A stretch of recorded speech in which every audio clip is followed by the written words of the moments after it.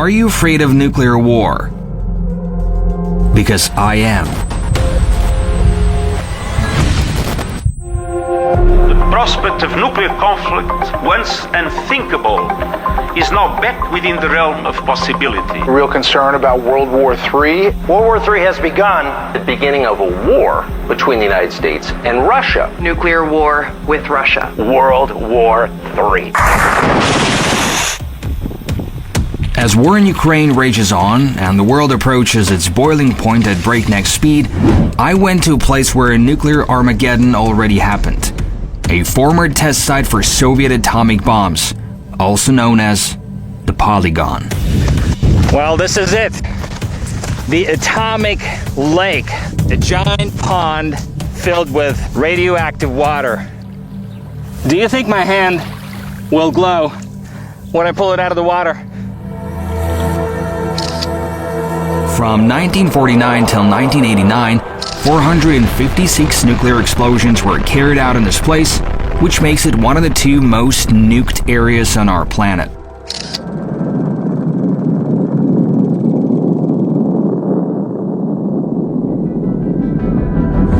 The Polygon has been largely off limits since it was shut down in 1991. Yet we managed to sneak in and visit one of its most ominous landmarks, a radioactive lake created by a nuclear detonation. Well, I don't know why I'm doing this, but we're actually going to sail across the atomic lake. There are still a lot of weird places across the test site, like this little garden that grows behind barbed wire in a place exposed to significant levels of radiation. But the most chilling were the stories told by locals who saw with their own eyes and felt with their own skin the aftermath of the world's deadliest experiments. Желтые дожди были, я помню, пацанам, с пеной, желтые дожди. О, желтые дожди с пеной? Да, дождь и лужи желтые. Searching through the test site and abandoned Soviet ghost towns around it, I wanted to get a glimpse of the possible future following a nuclear doomsday. What I found, though, exceeded my wildest expectations. Иногда я во сне вижу черное небо и, в общем, огонь, и я чувствую, что все, я остаюсь один, чернота кругом, все, и куда-то я лечу в пропасть черную какую-то уж. Я думаю, что все, пришел конец света. Join me to see it for yourself. This is Real Reporter from a place on our planet where nuclear apocalypse has already happened.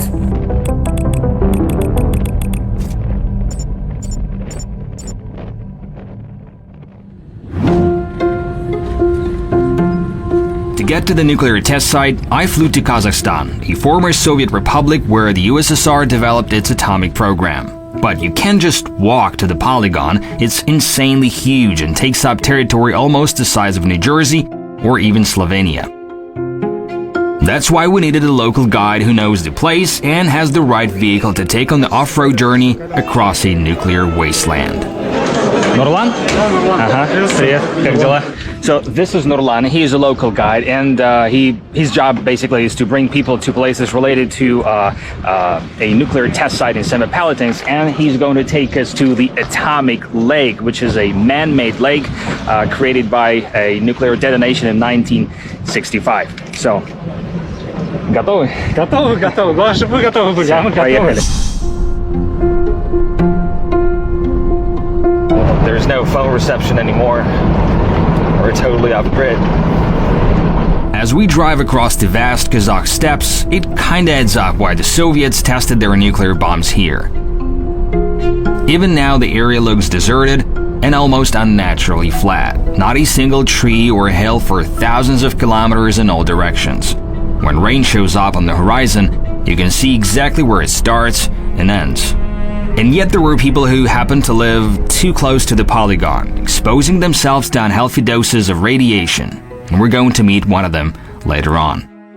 We're entering the cradle of the Soviet Union's atomic bomb testing program, Kurchadov, a small city with a secretive past that didn't appear on maps and road signs for decades.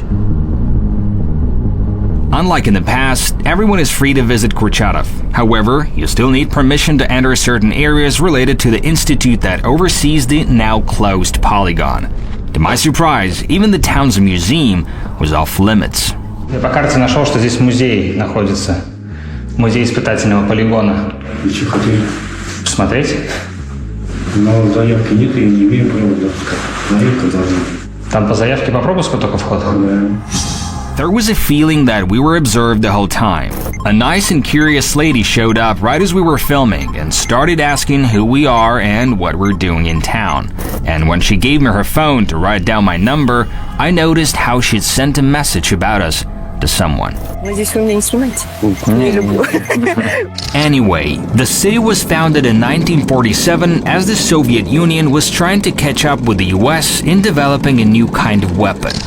Kurchatov became the administrative and scientific center of a newly opened test site which saw its first atomic blast in 1949. There is a famous clip shot from Kurchatov Central Square during the testing of the first Soviet hydrogen bomb in 1955. The explosion took place at a test site some 70 kilometers or 43 miles away. But it was so big that it could be seen even from here, where I'm standing right now. The blast shattered every window in the city. People who went in the middle of the street to see the test fell down and crawled for cover. And what was creepy about the clip, apart from the gigantic nuclear mushroom in the background, is that the narrator, who all but mocked the people for, as he put it, complacency of staring at the blast. Вы видите группу людей, стоящих на дороге. Находясь далеко от места взрыва, они чувствуют себя спокойно. Но за это благодушие им придется поплатиться.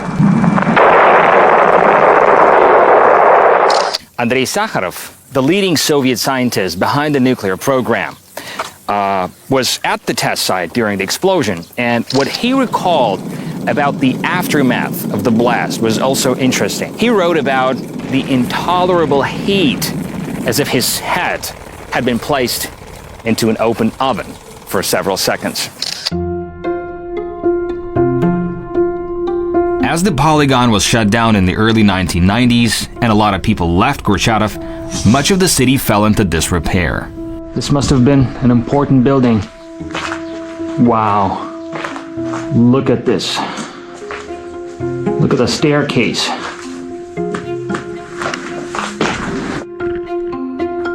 I hope it won't collapse with me. Even though it's crumbling now, you can still see how beautiful this building was back in the day. There's something on the wall. Let me die. No, that's the spirit. I don't know why, but I have the urge of climbing on top of this building. I have to find a stairway.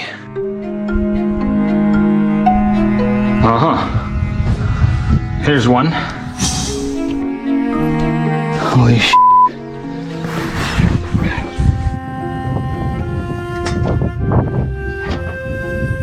Okay.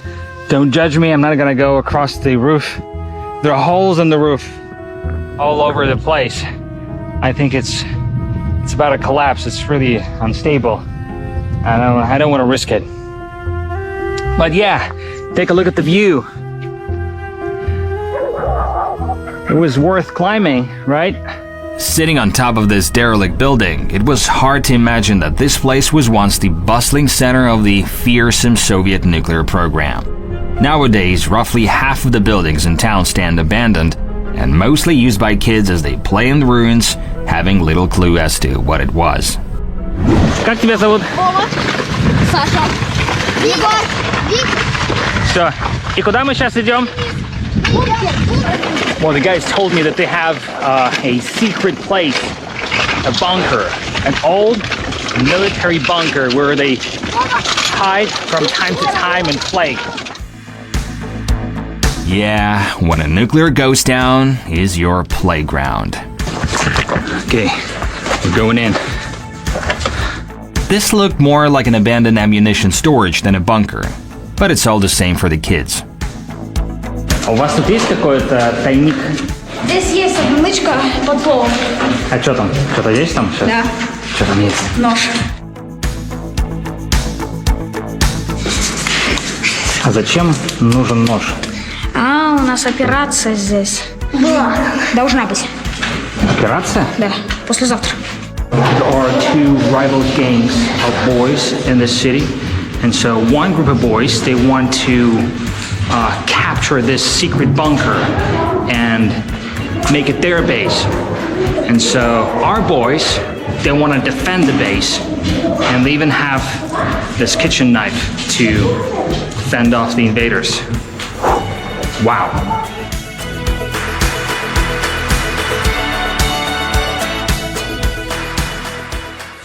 This boy really creeped me out when he said he's ready to stab their enemies with a spoon. Ты же про то, что зарезать ложкой, ты же пошутил, да? Нет. Нет? Я брата 3 раза проколил ручкой. Будем с травматами ходить. Случайно, наверное. Но это не знаю когда. Ну, без меня. That was intense. Anyway, we'll get back to these boys later in the video. For now, let's hit the road as we still need to get to the atomic lake, a giant crater left by a nuclear explosion. Before we reach the atomic lake, we're gonna make one more quick stop at the so-called Chagan Ghost Town, which was a secret former Soviet air base that was part of USSR's nuclear deterrence, and it was also closely related to the Polygon itself. This is where airplanes carrying atomic bombs would take off before unloading above the test site. It took almost a decade for everyone to realize how dangerous atmospheric nuclear tests were, and in 1963, the USSR, the US, and the UK signed a treaty that ceased all above-ground explosions. After that, Chagan continued to serve as a military airfield for long-range strategic bombers, with one yet terrifying mission: nuke the enemy from above. We found the runway abandoned and overgrown, but it was still possible to drive around it. Now we're gonna drive from one end to another to measure how long the runway is.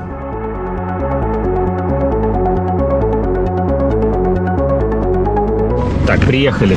Сколько получилось сейчас? 3,8. 3 километра 800 метров. The runway is really huge. I mean, it stretches all the way to the horizon.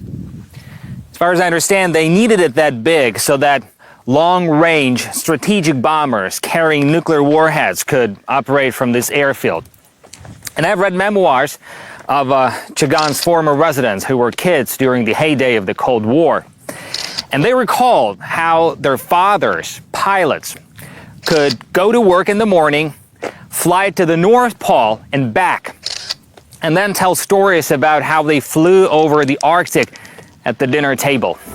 Next to the airfield, we found a ghost town that, to me, looked as eerie as the infamous Pripyat in Chernobyl.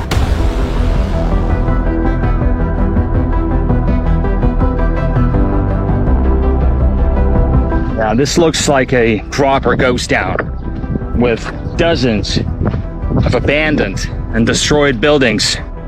It's hard to imagine now, but there were around 11,000 people living in this town during the Soviet time. Members of the military, their families, and employees of the Polygon.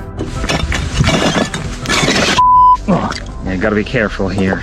Yeah, it really looks as if the city was part of some nuclear experiment where they, blew up a bomb to see how all these buildings in this makeshift town would react. But there was nothing like this, actually. This was a real town, but it's time and people that turned the city into what it is now.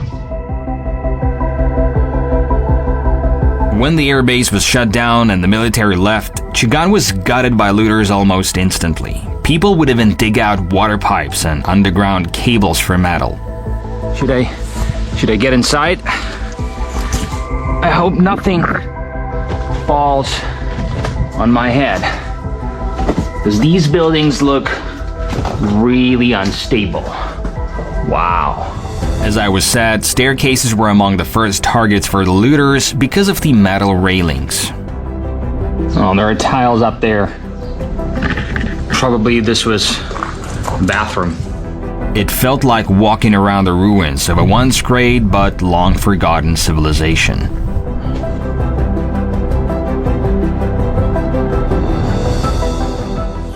Добрый день. Пасете коров тут? Ну, это мои. А почему здесь их пасете, в Чигане? Да, там место есть, но они сюда в подвал заходят. В подвал заходят? Зачем? Ну, там мои прохладно. Все хорошо. Easy, easy. I'm no threat to you. I couldn't believe my own eyes, but these cows slipped right into the basement as if it was their home. I guess now this place belongs to them more than to any human. Привет, корова. Oh, there's more. Oh, there's a whole herd of them. 1, 2, 3, 4, 5. And I'm just a couple of meters away from a bull. It definitely was a surreal experience. I came to explore a nuclear ghost town and ended up in a dark basement, with cows staring at me as if I broke into their property. А вы застали этот город, когда он функционировал? Конечно, везде случилось. Здесь все ломали, здесь в других странах кирпичи ломали, видел? Да. Целые были вообще. А раньше город был красивый? Хороший был. Лучше Курчат видел, наверное. Мои родители все в Россию уехали, согласен. А вы остались? Я здесь, смотрите нас. I was even more surprised to see that Chigan was not all abandoned after all. A handful of families still live nearby in private wooden houses. Мы тут приехали просто снимать про Чиган, про заброшенный город. И нам вот наш водитель подсказал, что тут, оказывается, еще живет кто-то. Этого я вообще не ожидал. А что, не видно, что здесь живут?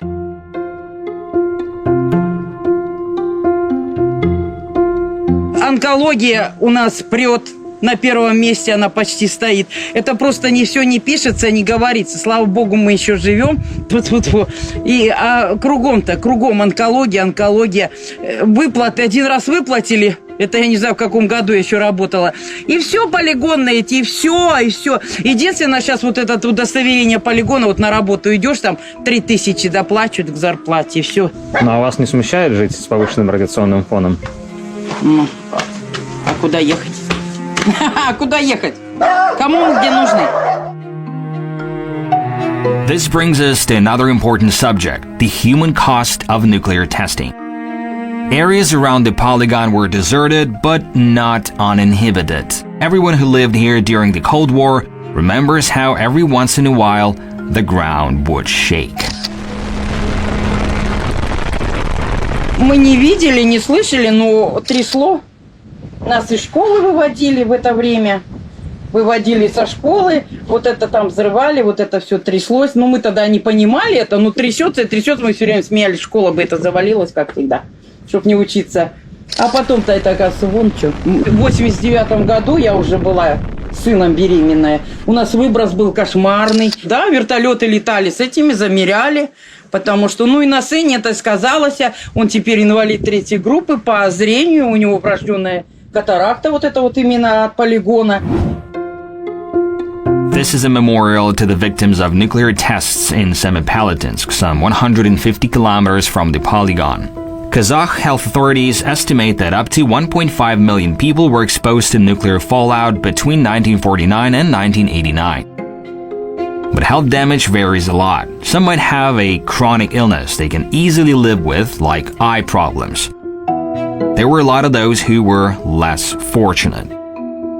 To get more on this, I flew to Karaganda, another city in Kazakhstan. I'm about to meet with a man who grew up near the nuclear testing site in Semipalatinsk.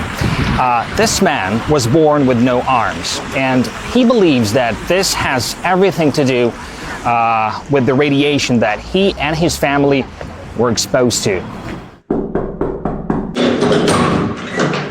Добрый день. Это я, Николай. Здрасте. Здравствуйте. Приходили соседи, всем интересно, дети. приходили, покажите своего безрукого сына, а как он будет сходить в туалет, а как он будет кушать. Вот, ну, я говорю, что я там был не один такой, очень много в нашем селе, Яндабулаке, где я родился, там очень много было таких больных детей.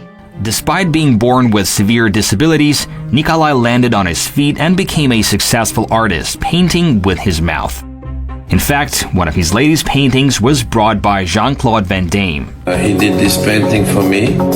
He's from Kazakhstan. Some of his works are peaceful and full of hope, but some very dark, reflecting the trauma he and his mother had gone through. Она вот рассказала, когда она пасла телят на улице, и увидела, говорит, такую вспышку яркую, говорит, она мне тоже потом рассказывала, когда вдруг стало темно посреди дня, говорит, и я, говорит, испугалась тоже, побежала, бросила всех телят, убежала, вот, а когда вернулся, уже какой-то черный дождь пошел, говорит.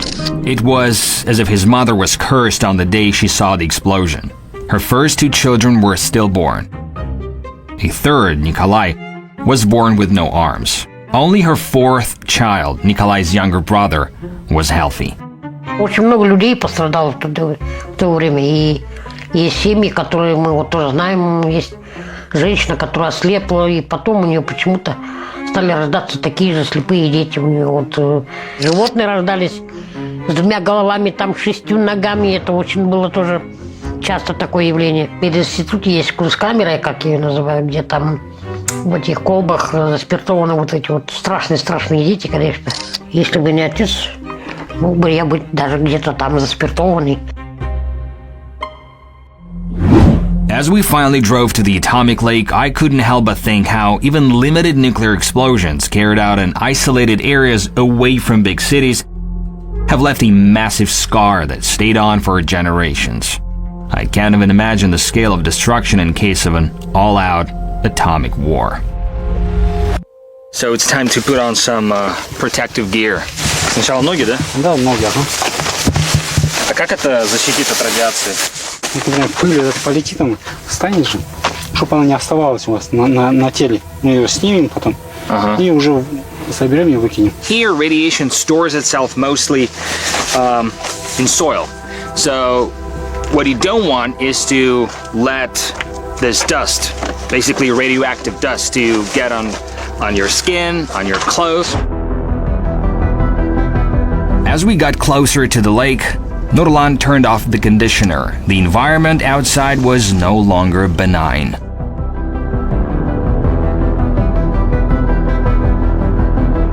Well, this is it.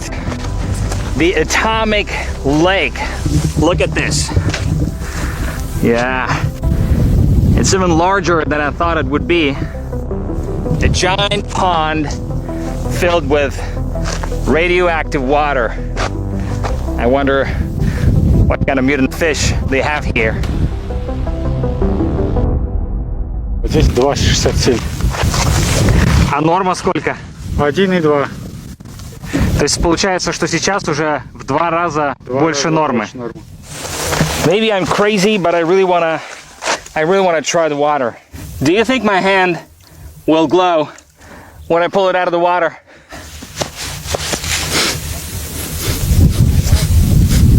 I don't know. Smells regular. Smells like regular water. Despite the increased levels of radiation, we weren't alone on the lake. First, I saw a group of men who were chilling out on the lip of the crater. Then I met a local fisherman who, surprisingly, didn't have protective gear on. А почему у вас нет с собой защитного костюма, как у нас? Потому что мне не дали. Вообще, вы не боитесь без какой-то защиты сюда приходить к атомному озеру? Долго не главное, нет, главное долго не находиться. Мимо проехал, от воронки подальше рыбачит. The fisherman didn't seem to worry too much about the radiation. Strangely enough, many locals believe that they're somehow immune to it and often come to the lake for barbecues. I guess this is a side effect of growing up in a place where nuclear bombs would go off roughly every month. Желтые дожди были, я помню, пацаном, с пеной, желтые дожди. Чего? Желтые дожди с пеной? Да, дождь и лужи желтые.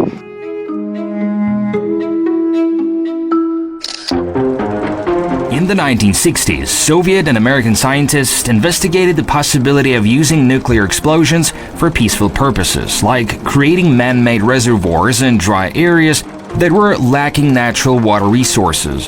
So in 1965, the USSR fired an atomic bomb on the outskirts of the Polygon near the river to see if this can be turned into a lake that, say, farmers might use for agriculture. Quite unorthodox thinking, right? So they took a bomb that was 100 times more powerful than the bomb dropped on Hiroshima in 1945, and they put it underground and they blew it up. When the Soviet scientists measured the crater, it was 400 meters wide and 100 meters deep. And then they just waited for the nearby river, it's right over there, to overflood the reservoir, and then the lake took its present form. The head of the Soviet atomic industry, Yefim Slavsky, was filmed diving and swimming in the lake in a desperate attempt to prove it's safe. Although he did live a long life and died when he was 93, yet even now, almost 50 years after the blast, the water and soil here are still contaminated with radioactive particles. А давайте прям саму воду попробуем. 2,7, то есть в 2 раза выше нормы, да, вода? You can't really see or feel radiation, but still it was uncomfortable staying on the lake. For one thing, our film equipment started acting up without rhyme or reason. Блин, у меня пропало теперь все. Нет. Сюда не приходит. Нет звука? Нет, даже на этот не приходит. Maybe it was my mind playing games on me, but it was disturbing to see an anthill without ants, or a dead bush, or this creepy garden planted behind barbed wire. Scientists, they made this little garden and they brought these trees and vegetation here to see if it can survive the radiation that is in the area. The trees are growing, but we don't know what kind of fruits they will bear. Anyway, since I made it all the way here, I thought I should get the most out of the experience. Well, I don't know why I'm doing this, but we're actually going to sail across the atomic lake right to the epicenter where the explosion was. Как ощущение? Подсадница 90 метров. Что-то не очень-то приятно. Неуютно? Да, неуютно. Как думаете, если мы упадем в воду, что с нами будет? Но лучше не проверять. So, you are in a tiny boat with a person you hardly know surrounded by radioactive water. What would be a good small talk in their circumstances? Вы не боитесь просто ядерной войны? А кто ее не боится? Конечно, боится. Yeah, everyone is afraid of nuclear war, and yet we've come closer to it than ever before. Как вы считаете, может быть новая ядерная война? Иногда я во сне вижу черное небо и огонь, и я чувствую, что все, я остаюсь один, чернота кругом, все, и куда-то я лечу в пропасть черную какую-то уж. И я думаю, что все, пришел конец света, и почему-то жалею в тот момент, что почему-то я один.